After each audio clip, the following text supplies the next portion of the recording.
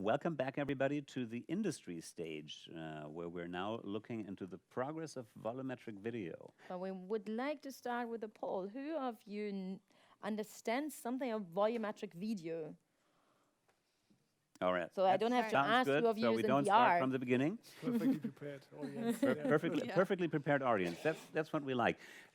Maybe about the backgrounds of all of you. Who is from the entertainment industry?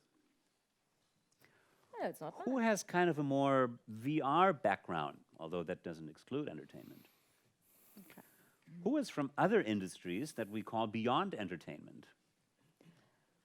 That's a great diverse audience. So, And two of you is totally new to that and just is really curious what volumetric is? Thanks, Adam. Okay, come on, yeah, okay, yeah. Thanks for joining us. We're here to teach and entertain. Perfect. We have two guests sitting in between us. Let me start with the lady next to me, who has a Bachelor of Science in Physics from Stanford University, an MBA from the Sloan School of Management at the MIT. So we're here again with interdisciplinary backgrounds leading to things that make new things work. She also was a DAAD Scholar, the Deutsche Akademische Austauschdienst, so Sarah understands German and speaks German as well. A Fulbright Scholar, a Siebel Scholar. Consulted Fortune 100 companies in digital platforms and innovation strategy. And today, she is the head of business at Intel Studios, a huge volumetric studio directly next to Los Angeles Airport. Welcome, Sarah Vick. Thank you. Great to be here. And to my right is the wonderful Sven Bliedung, who's the CEO of Volucap, the newly funded company here, founded company. Here, just behind our screen is their studio, the Volucap studio. Sven's background is in, well, visual effects. He is also a serial entrepreneur. And we know him now, like Volucap is around now since last year, 1.5 years really founded, but he was so much working in this industry. He understands basically every step in this food chain, and that's why the Volucap founders, or the how do you call that, the joint venture companies, the shareholders, I think they made a perfect decision hiring you. So welcome, Sven. And the two of us, I mean, since we're not going to talk about the basic technological setup anymore, I mean, you can have a look at Volucap. They give tours here behind the wall. Of course, Sarah is around today as well to maybe go into more detail if you over lunch or whatever. But we're focusing mostly on the use cases. We'll get into all sorts of different things. But to start off the discussion here, both of us brought us a video of a use case, and we want to start off. I think, Alina, we need you to roll the videos now again. We are starting off with a short video that Sven brought us. With a use case that you can say a few words after the video rolls. So my name is Joshua Mayo. I am the point guard for Telecom Baskets Bonn. I've been a point guard since I was 7, but I've been a point guard for Telecom Baskets Bonn since 2016, so the past 2 years, and this will be my 3rd year. Telecom allowed me this opportunity to come in here and experience this 3D adventure. It can't be matched. Not everybody gets to do this, so I'm just really taking it all in and enjoying it. Hallo, mein Name ist Elmar Schrage von der Deutschen Telekom und ich beschäftige mich mit dem Thema Augmented und Virtual Reality. Wir sind heute hier im ersten volumetrischen Studio Deutschlands bei der Volucap und nehmen dem Sportler Josh Mayo auf von den Telekom Baskets in Bonn. Dies aufgenommene Video wird nachher verfügbar sein in der Telekom Magenta Virtual Reality App. Volumetric capture is fun, hard work. The funny thing is about being in front of 32 cameras is I'm a pretty shy person, but it really wasn't so bad, you know. It's kind of like being in a game, you know, it's a lot of people staring at you, so you just have to perform. The secret to becoming a better player, if you end up watching this VR experience, is you have to be humble, but you also have to be confident in yourself. This game is not, it doesn't happen overnight. So what you have to do is know that, you know, you're not better than anybody else, and at the same time work as hard as you can and be confident in your own ability and knowing that you can be better than anybody else.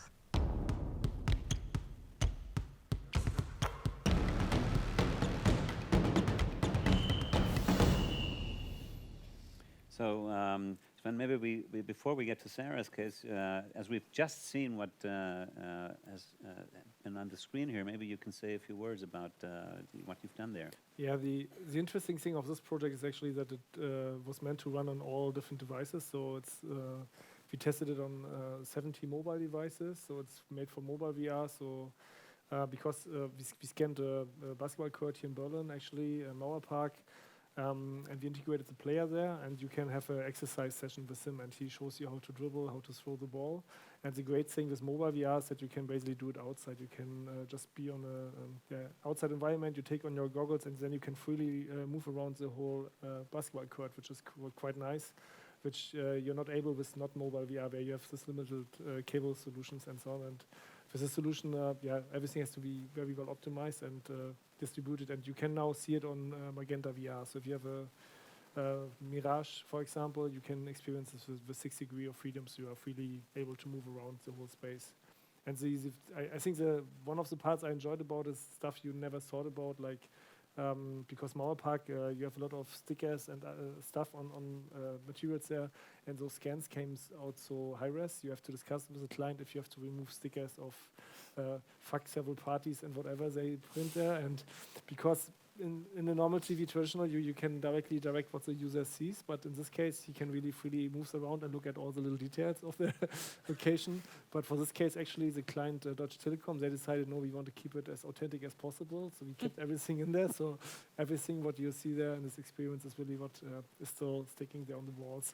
So all kinds of new things you have to think about when you're working with video where the user can freely move around. So if you're not interested in basketball, you just read stickers. Okay. So it's not, and as you are a CG veteran, it's not CG. It's it's photogrammetry, and he's videogrammetry. Yeah, it's one important thing that you not to try to mix up kind of CG generated environments and then real captured environments, and that's why we used photogrammetry to capture a real environment. Then we captured the basketball player here in our stage, and then we actually afterwards we recreated the liked situation from the environment we have captured and baked in the liked situation back onto the actor, so he blends in perfectly into this basketball court. Oh. Yeah. Let's watch Sarah's video. Let's watch your video. I mean, later on we can dig a little deeper into it, and please to the audience, then after we've seen Sarah's video and had her explain a little bit, feel free to ask questions. We'll try to include all of you until our time is up then. But please roll Sarah's video.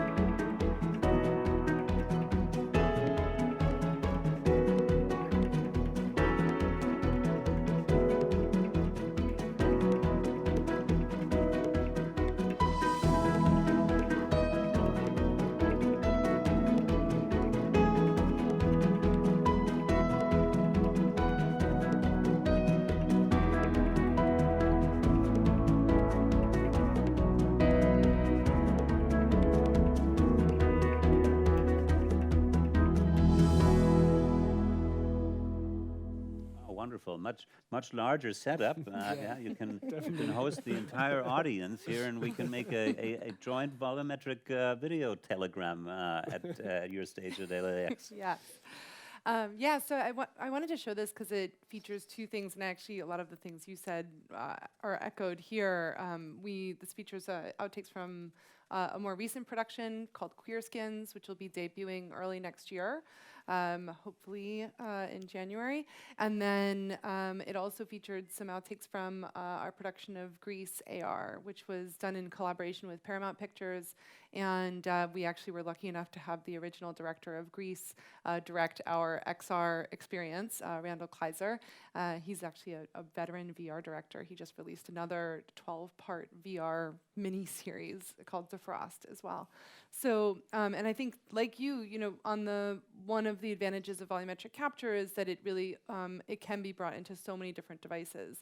And so while the Queer Skins project is going to be brought to full immersion, 6DoF virtual reality, the Grease experience was brought both to a hologram display that you saw there called the Looking Glass, which is a New York-based company, as well as actually to iPad Pros. And so we gave people the ability to look through kind of a magic window and see this augmented reality music video. The other thing that I think is really interesting about this is coming to the, you mentioned that you're going to use photogrammetry for your environments and then integrate the live action performers. We're actually doing the same for Queer Skins, and I'm super excited to see what that team does. They went and photogrammetry shot one of the more famous beaches in Los Angeles called Matador Beach. And so that scene will then unfold, a very romantic dance between the two men that you saw there will unfold on a beach there. So it's very exciting. Cool. Just to give the audience in comparison, who's in CG? Any visual effects people here? Okay, the comparison, because you earlier founded Slice and you worked on things like the Avengers, right? So in comparison with the workflow CGI versus volumetric, what can you say about money or time consumption?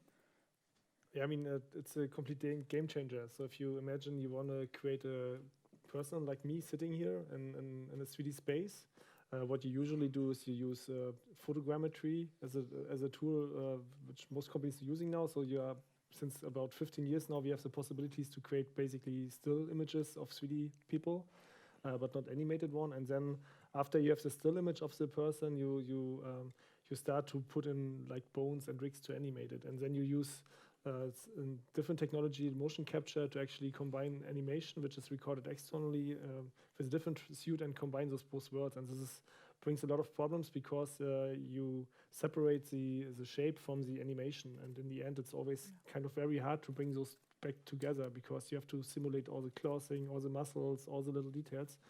And the big game changer with volumetric basically is that we have the possibilities to capture the shape and the animation in one time. And with these possibilities, you get all the little details like wrinkles on the skin, on the face, on your clothes. You capture all these details, and it's completely authentic.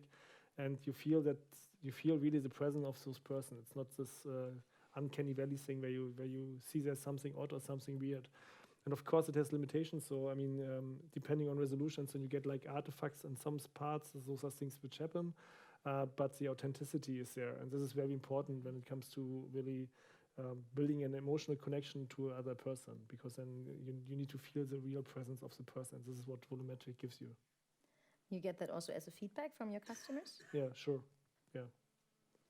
When we're talking about use cases, so you showed basketball player. Here we saw Greece. What are the other use cases? Are all industries approaching you and saying, "Hey, we want to work on that"? Maybe a question to both of you. Yeah, so our stage is particularly well suited for large-scale capture. So it does bring. It's interesting to see the two next to each other. We've been approached by a huge variety of industries, certainly, and actually to talk about the medical experience, we've actually been approached by someone who wants to simulate an operating room in order to do full immersion into a OR with the idea of that the skills training is very concentrated and actually not very distracting, but that the reality of an OR is that, especially in the US, it's incredibly chaotic, and that there's a lot going on at the same time. So being able to capture all of that in one single scene is a great advantage. And I think what has been interesting over the past, Intel Studios launched about 2 years ago. We've been approached by such a variety of customers, and I don't anticipate that's going to be that's going to change all that much. We do have a particular focus on entertainment for ourselves, but yeah, it's very broad. So medical, industrial?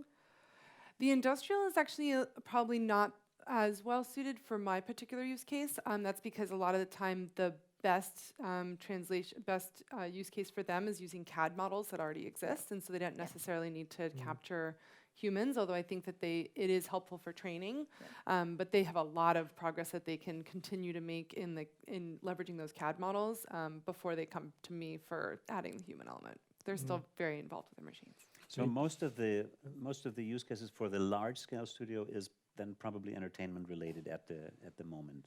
Or we also have that as a focus for ourselves. So both, a little bit of both. I mean, being based in LA, of course. I mean, where can you get the original director for Greece and all of these other? We're envious. Here in Brandenburg, we will have a big Tesla factory soon, but we're not that close to Hollywood. I mean, both Sven and I have been to your studio, so thank you for having us here. Oh, you've seen it too? Yeah. Wonderful, perfect. So we already have a link here, and so Sven, from your perspective, I mean, just behind that wall, we're a bit more limited in space. Do you see very different use cases, less entertainment related, or where does it start? Where does it lead in the future? What's your perception? Actually, what I'm currently doing is not trying to limit myself in terms of what kind of use cases are possible. For me, it's really like a new camera where you can capture 3D content in one thing. And if you look at typical cameras, I mean, I'm quite sure that the inventors of the first 2D cameras never thought about that you have now self-driving cars which using cameras to navigate through the cities, and that you use it for medical purpose quite a lot to see the inner organs while operating. And the same is for the capture stages we have here now as well. I think there's so many use cases we couldn't imagine right now, because it's something which will evolve over time as more industries we talk to. I mean, everyone sees some benefits of it. Of course, teaching and training is one of the first low-hanging fruits, I would say, which makes the most sense because it's a big topic which needs to be solved. But there's also like measurements of people, of performances, like just imagine sports events, you capture the sport, you get a lot of more metadata of all these actors and players, and also for these diseases and disorders in medical, like measuring distances between bones based on those captures. There's a lot of stuff you can actually create out of this data, which we haven't really looked into yet, and there's a lot of potential there. But yeah, we have to do the first steps, and of course entertainment and training are the first steps. I would say we go into this direction, but there's a lot of more coming.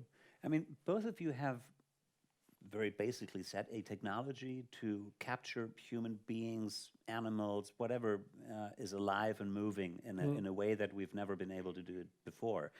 That's only one part of the whole story. So when you then go into directing the storytelling, putting it all together into an experience, and that question also to both of you, how do you handle that? Do you have other agencies or something? I mean, we saw Another World VR logo on the Josh case. So how does that usually work? I mean, we had the day ended yesterday with Ricardo Laganaro. I've seen him in the audience here, who won the award for, I don't know the exact title, but at the Venice Film Festival for the interactive experience something, and he puts the human. I mean, we're liberating content from that two-dimensional screen and putting the human in there again, and having to take care of all sorts of different things in storytelling is a hugely complicated effort, and he's doing it in a very great way. He would probably be a good combination for these projects as well. But how are you dealing with all these non-technical problems that come in addition to just capturing the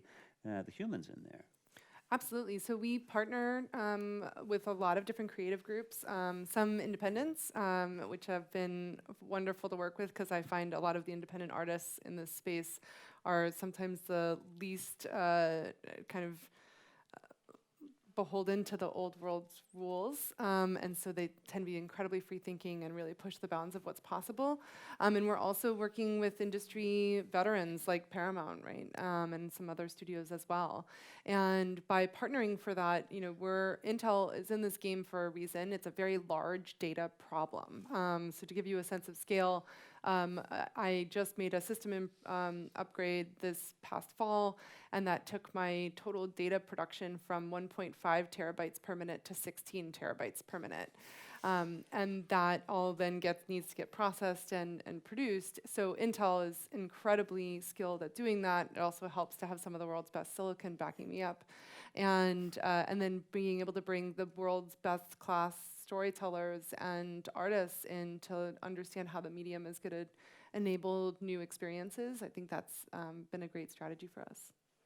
I think one very beautiful thing about it is that because with volumetric content, it's quite technical, but it's much more easier to create storytelling with volumetric than doing it with rigging persons and using motion capture, because you can directly see from the normal camera signal what you're capturing, and you can directly direct the actors and talk to them in real time what they have to do and to change, and you capture it, and then you have it basically done. And it's not this kind of technical process where you get very late actually see this stuff, which brings the possibility that a lot of people now can use it and actually use it. Even CEOs from companies coming and doing captures here because they want to present themselves on the stage and they have no technical knowledge, and also the team they just come here, get captured, and then you can play them back. So this gives a lot of possibilities now for the creative markets. But in terms of working together with other companies, I think it's the same like in the movie industry. From the way those projects are quite big, and you need a lot of different companies you work with. You have creatives, you have people from the post-production, you have, even from cast, actor, wardrobe. Regarding volumetrics, the big challenge is actually to build a good network of people and companies who really know what they're talking about, and to build up this knowledge, because it's really like a new kind of game you have to play. And just imagine how long it took for the movie industry to evolve all these post-production tools just for glow effects and simple stuff, how long it took actually to make those things in the post-production. And the same is for volumetric. So there are not so many post tools yet out there. So you need very specific, well-talented artists who really know about what they're talking to really crank out the best quality out of those things. And this is very important. So you work basically also with a lot of companies, but it's growing and getting more and more companies together. Isn't that also one of the unique points for Volucap, that this is also an innovation cluster, that you are bringing other companies together? Or like, how does it work? Is that, are you a test bed, or what is it exactly? No, actually, we're not just a production facility. We are an innovation cluster, which means our goal is to enable other companies to use the technology and to come up with own ideas and also learn from it. So what we have seen over the last year, we have provided the service here, is that we now creating a more and more stronger network here in this region, actually, with companies working together, and they now get more and more confident about what is possible with volumetric, what are the challenges, and how to overcome those. And this is a quite nice approach, because then everyone is more confident, and it's get much more easier to do those projects in this region. So this is important. And then also, I would say internationally, I mean, we visited your stage, you've been at ours, and it's very great to talk also with all the other technology providers which are on the market, to see what kind of benefits and maybe cooperations are possible. Because I think the market is still quite tiny for this whole VR stuff, but it will be getting bigger over the next years. We are all quite confident that this will happen. And therefore, we all need volumetric captured humans for those to tell our stories in the future. And right now we need to shape the market together, basically, to really bring it forward. Otherwise we lose time. Sarah dropped a number about the terabytes. Like, what is it on your facility for 1 minute right now? But right now we are at 2 terabytes. So, but we're also thinking about an upgrade. And I'm also like, I know what you're talking about. It's really challenging, because you have to imagine getting all this data copied, processed, and during the processing, I mean, it's not just the raw data, but even now, if you have 2 terabytes per minute, if you process it, then you get 20 terabytes actually in between per minute. So it really cranks up quite a lot. So all this processing and data management, I think you're a perfect partner for those things. Yeah, it's definitely, I think that it is interesting how interdisciplinary this field is, right? And what I've been really excited to see is how many people are working together to try to solve it. And absolutely I can only echo you on the fact that we're still quite small, right? And you ask the average person, this room is a special case, but you ask the average person what volumetric capture is, and they have no idea. And so I think being able to help people understand what the advantages of the medium are and what it can open up in terms of experiences and use cases is a huge effort that we need to work together on.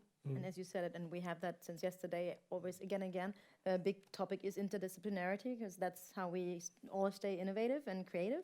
But when the creatives coming into your facilities or want to work with you, they don't really have to understand the technology behind it, right? They like, is it? Yeah, it's interesting. So we actually, when we started, I'll tell a little story. When we started, we had this incredible control room that we had built out, and we are like, oh, this is beautiful. It's a really beautiful one. Everyone will sit together, and the guy who's doing the data management will sit right next to the director, and that'll sit next to the script soup. And we had that arrangement for about 6 months and went through a number of productions, and we were like, no, let's get the director out of there. Like, we have to separate these people. And so now we actually have the entire technical team is kind of in their control room, all the chatter going on about which camera is going what and what the exposure levels are. And then the director gets to focus on what their job is, which is getting the absolute best performance out of the actors on the stage, the talent on the stage. And so there's a balance to be kept for sure. But you're right that the director does not necessarily need to know all the nitty gritty. And I can assure you that Randall does not have the time nor the want to really understand how the data gets processed, but he was excited to see the output. He can focus on his stuff. Yeah. So looking into the audience for questions, I just saw a hand. There's a usual suspect always asking a question. So Alina has a microphone that she can but Moritz carry already, around. you don't have to walk too fast. You already, too far. Yeah. Here we go, Moritz, and then Thomas. If I may, thank you very much. That's very interesting. I'm really interested in what potential you see bringing the technology outside of the studio, because I can imagine a lot of use cases where you need to understand spatial relations and you need to walk through the scene and you need authentic imaging, which you cannot do just CGI based. And I think it would be a huge game changer to be able to have that technology outside of this high-tech studios. But when will we see that, and what do we need to do for that? Good question. Yeah, maybe I can answer this one. You're closer than me. Go. Mine's not moving. It's staying in Los Angeles right now. Yeah, I think creating your stage mobile is quite would be really challenging. Yeah, but you already bring it a lot of stadiums, I think, right? Yes. So it's like already spreading. But I think the question relates more to having something which is really portable, right? And this is something, of course, in the next years. A progress or step which we have to take. So the good thing is about this stage here, it's so well measured with all the cameras. So this is like our baseline of really figuring out what are the key elements, what kind of cameras you can maybe go lower or smaller, or what kind of light changes you can do. So here we can measure everything and can really look into, okay, what kind of elements can we really replace.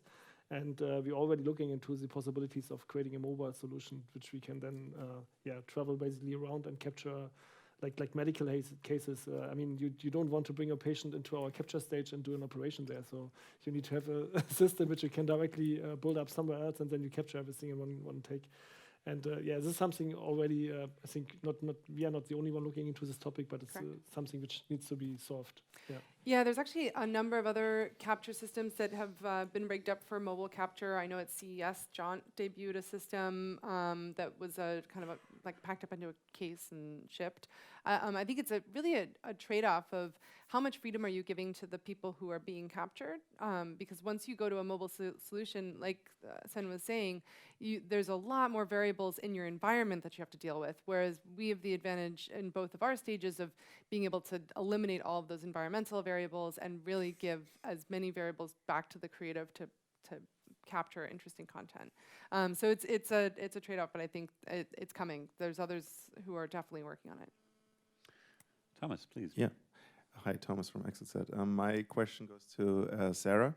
And I heard you mention stadiums, but so I think it has a huge potential in sports, in live sports, more or less.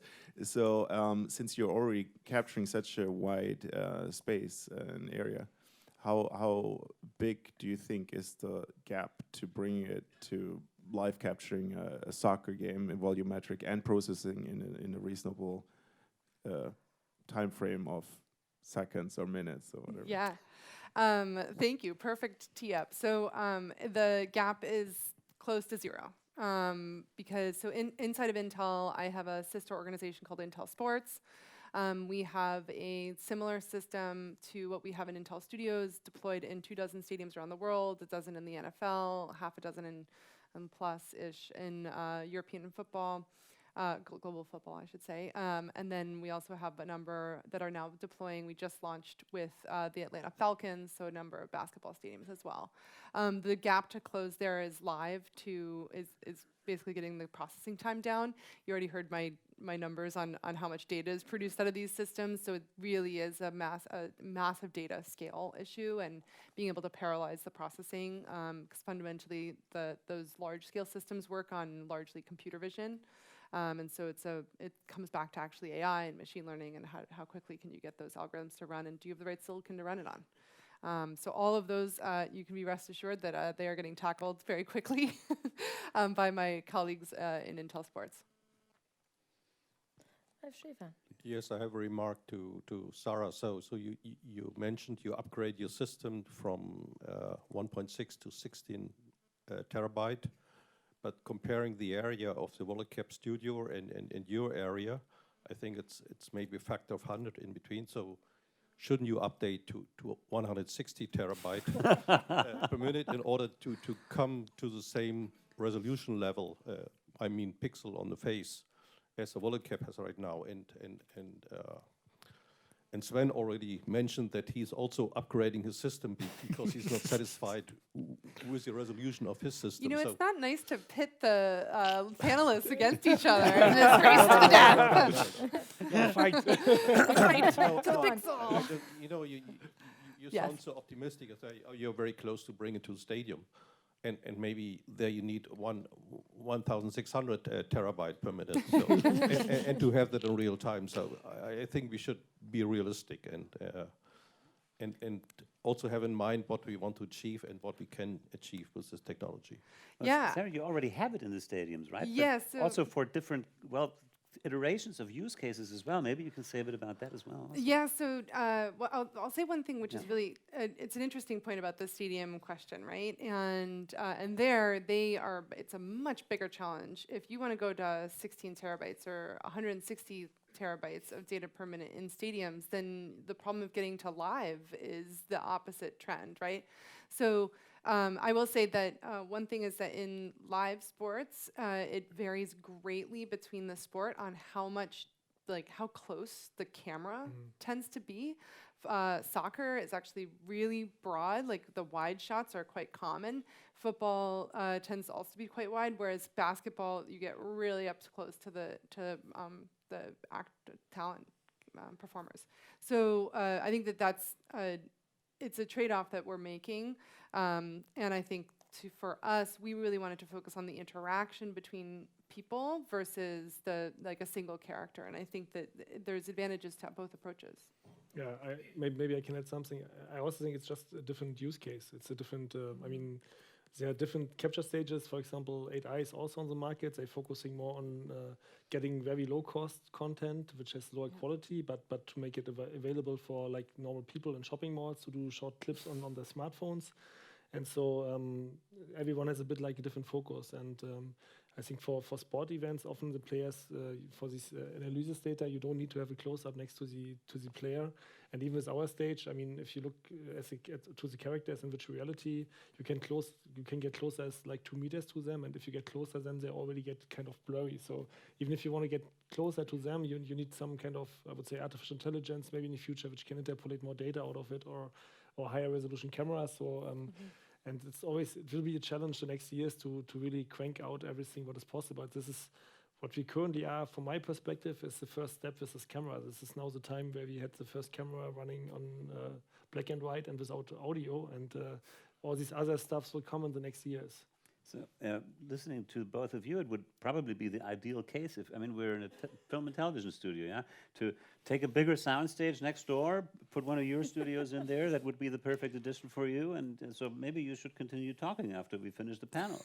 So we might. Wouldn't that make storytelling much much easier? Such a good idea for us to get dinner. And we would be closer to Hollywood and a glass too. of wine, and come up with some good ideas this everything, evening. everything happens over And there glasses you of go. wine, I always say that. And with me, gin tonic, but he also has some.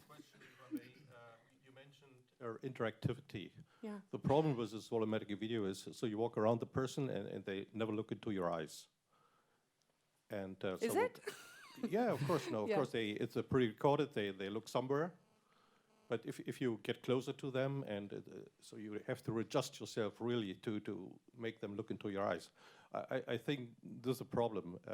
And are you working on means to maybe add a little interactivity so that people can react to your position, maybe follow you and.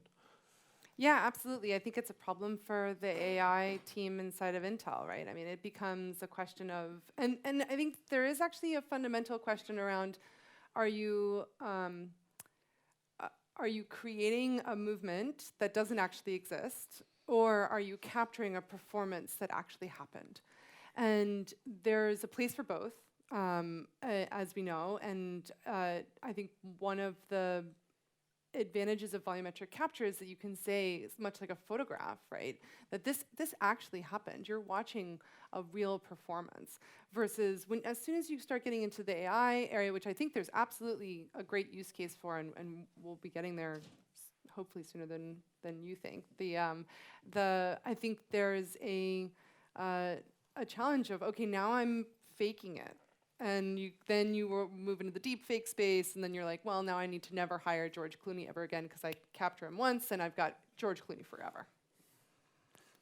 But wouldn't it be weird to, I mean, if you watch Grease, for example, and all the actors looking at you all the time? While they're dancing. Yeah. And I wouldn't watch Grease again. Another question up here.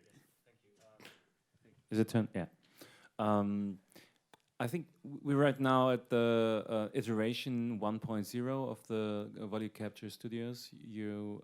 What do you think? What will be the next equipment enhancement you're going to do? Like, how are you going to improve the quality and maybe the workflows? Are you allowed to be a little bit specific here? Yeah, I think one big step we solved already yesterday is we are now able actually to process in the cloud, because in the past we had a render farm here and we could only process 1 minute per day. Now we are able to process 30 minutes per day, which is already a huge step forward. And then of course, when it comes to quality of characters, there are a lot of, I would say, island solutions already, like hair detection on faces and for example, for eyeballs, getting really defined eyeballs, replacements of them, which are based on the volume. There's a lot of little, very good technologies now, in terms, even in terms of rendering. Don't use any meshes and any textures anymore, but directly using artificial intelligence for render 3D scenes and stuff like that. There's so much stuff going on which we're looking right now. And I think in the next year, for us, one of the driving aspects will be getting more mobile and being on locations where the actors are and capture them directly on the spots. Yeah, I think those are the things which are like in the next few years. And then afterwards, I think it's get more to using AI, I think, for creating new animations which are not happened before. So getting more into this direction as well. But it's always like, yeah, we will see how this whole progress is moving, because there's so much new stuff coming out, and also when you look at the evolvement of those head-mount displays, how small they're now getting, and the visual quality, how it's improving. And I think at one level you will really have a lot of people wearing those mixed reality devices. You don't need any computer anymore. You have basically your complete operation system on your devices. You need no smartphone. And when we get to this stage, maybe in 5-6 years or so, or 7, then the demand for 3D or volumetric content is very, very big, because 2D content will then become very, very boring, because currently the point is we watch all this 2D content because everything is 2D screen. And all the devices to watch 3D content, like HoloLens and so on, they're kind of clumsy, and like the first smartphones, very, very big and bulgy. But this will change in the future, and I think with this there will be a big demand change as well happen. Going back to your introductory case, meaning Josh, you said you had to produce that for, I don't know, what, 60, 70 or whatever? 70 devices, yeah. 70 devices. Yeah. I mean, and I don't know, VR, AR, or just VR? Doesn't matter. It doesn't matter anymore? I mean, the great thing... How do you handle that? No, but I mean, the great thing is once you have someone captured in this way, you can use them for any kind of technology which will come. That's also one of the reasons why we now are capturing more and more like witnesses of Holocaust survivors, for example, because it's very important to get captures of them, because later we will not be able to capture those. And when you imagine a museum in the future, for example, when you have just 2D videos of them and you can't really see them and walk around them, it will be like an old drawing on the wall from nowadays perspective. So we really have to also think from this heritage perspective what we are able to capture now, which we could conserve for the future, basically. And once it's captured, you can run it on any kind of 3D environment, on websites, on 3D engines, and it doesn't matter what will come in the future. They will be able to render 3D data, and then we can use those files. So you just said the future of 2D video may be that of the book, the printed book in the library, which is not full text searchable, so we cannot access it anymore, so nobody will look at it anymore. Yeah. And everything may be volumetric. I think we have one more. There was one more question. Here we go. It's actually a follow-up question on the technology aspect that you just mentioned. You mentioned entertainment and training, and now museums is one of the first industries to adopt it. Of course, all these fields also have very well-learned and engraved 2D solutions that people are familiar with, and that people have a certain timeline and budget expectation.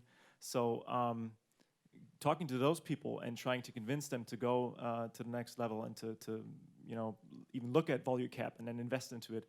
What's your line of argumentation? What's the big USP that you see in Volucap to convince people to take that leap of faith and to invest into that new technology? I mean, just imagine like companies like Siemens and other manufacturing companies, for example, they invest already quite a lot of money to do training with HoloLens devices, for example, where you see the machine and then you can go through it and click through it. We created those cases like already for the first HoloLens devices with my previous company, and what we figured out was that one of the problems is if you get through these machines by clicking and you have this kind of tutorial way, if you run through it, it's more like a game. You want to be as fast as possible getting through it, and then you have accomplished your tutorial basically. But when you want to try to recap what the person have learned, they really miss a lot of the things, because if you ask them what was the third button you have pressed and why you have pressed it, it's really like kind of gone, because it's so stupid, this button is blinking, then this button, and you have a bit of text there, so it's not really it's not really stays in your brain. But once you introduce an emotional component like a real tutor or trainer, which is very, very good actually, and explain it to you with an emotional connection, once you do this, you can really recap what you have learned and why you have learned it. And this is a really important step, that you need emotion and human connections to really train and learn in those environments. And this is something which is missing currently in, I think, all the cases which are currently out there. But this will happen more and more now in the next days. Perfect. Thank you, both of you, for giving us a great introduction to the topic. And we've seen lots of different scenarios, different setups, different experiences, and a great future coming. And we have the Volucap open the next hour, right? So while we are having lunch break, there are tours. We see so you can go to Volucap between 1 and 2. There will be tours with your fantastic colleagues.